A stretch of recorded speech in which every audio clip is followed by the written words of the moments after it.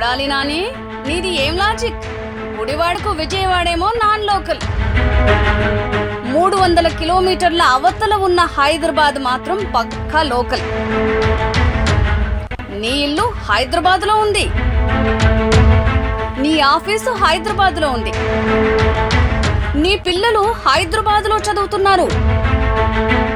నీ business Kaleshwaram project కల నెరవేర్చటం. ఇదిగో నీవు చేస్తున్న కాంట్రాక్టు పనులు. చివరకు నీ కారు కూడా హైదరాబాద్ లో రిజిస్టర్ అయింది. నువ్వా లోకల్ గురించి మాట్లాడేది? గడ్డ మీద పుట్టగానే లోకల్ కాదు.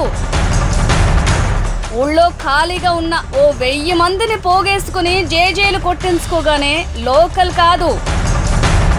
15 ఏళ్ల రాజకీయంలో నీ కార్యకర్తల్లోనే ఎంతమందికి ఉపాధి కల్పించావో చెప్పు.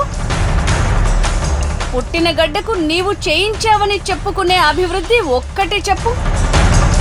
గుడివాడ ప్రజల జీవితాల్లో ఫలానా మార్పు తెచ్చానని ధైర్యంగా చెప్పు. పుట్టినందుకు ఒక కులం, అంబేద్కర్ బొమ్మ పెట్టినందుకు మరో కులం, జై కొట్టినందుకు ఇంకో కులం, పార్టీలో చేరినందుకు మరో కులం. ఇలా ఓట్లు పడతాయని నువ్వు వేసుకుంటున్న లెక్కలకు కాలం చెల్లింది.